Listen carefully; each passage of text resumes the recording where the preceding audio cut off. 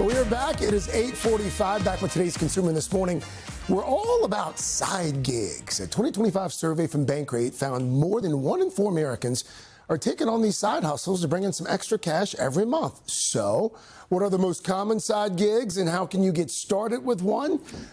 We brought in NBC's business correspondent, Brian Cheung. He's here with those answers because this is his main gig. He has no side hustle. This is mostly the gig. So is this being driven in part by the rising cost of just about everything? Is that what's behind this? And how much are people making on average with these things? Yeah, look, a lot of people are saying in this economy, it just helps to have a few extra dollars coming in to supplement that income. 27% of Americans, according to Bankrate, do have a side gig. And Ted Rossman over at Bankrate tells us that he expects that number to go up because of the rising cost of living. Groceries are getting more expensive right now. Oil is getting more expensive. And for that reason, a lot of people are saying, hey, just having something on the side is definitely going to help me pay those bills, make ends meet, have a little bit more cushion. But when it comes to how much money is actually coming in, again, it's not supposed to be the main gig. And so for that reason, the numbers are going to be a bit lower. But nonetheless, the average is about $800 a month. I should point out that that's skewed by some big time or money makers in the side gig space. So the median is going to be a little bit closer to $200 a month. Again, that's not life-changing money, but it is something that can certainly help on the margins. As you point out, 70% of people, in terms of the amount of time they spend on those side gigs, because it can be a lot of, obviously time, less than 10 hours a week they spend on those side gigs. Okay.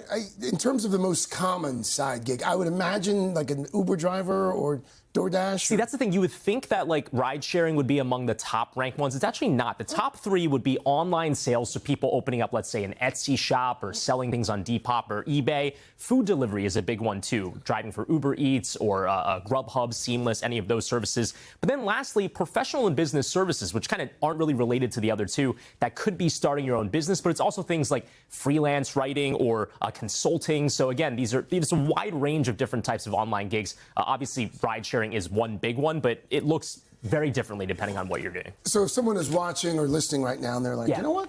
I might want to take on a side gig. What should they consider before doing it? Yeah, well, this is where I'm going to get a little bit deep. And it's first off, just thinking about what you're good at. What are hobbies, for example, that you just like to do in your free time that maybe you can monetize? So think about your passions, take a look at your unique talents, and also think about the advice that you tend to get asked by friends. If people come to you and they say, hey, I know you're a great writer, maybe that means that you could have a successful career in some freelance writing. Or maybe you're a great interior decorator. Hey, help me design my... Laura Jarrett. That's a side gig right there. Exactly. Yeah. So, again, if that's a common thread in conversations at, let's say, for example, dinner on the weekends, then maybe that's something that you can monetize and turn into a side gig.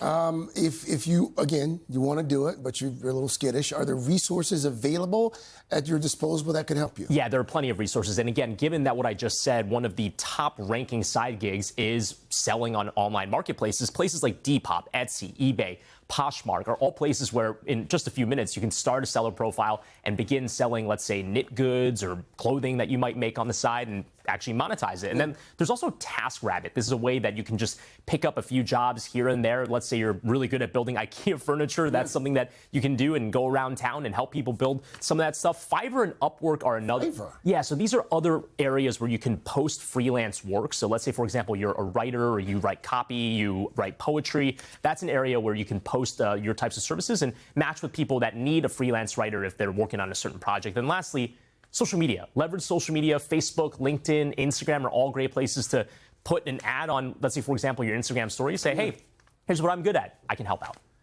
What would Brian Cheung's side hustle be? What was your side gig? At one point I was reselling sneakers. I stopped that. With the main gig, I've got my hands plenty full. All right, Brian, thank you.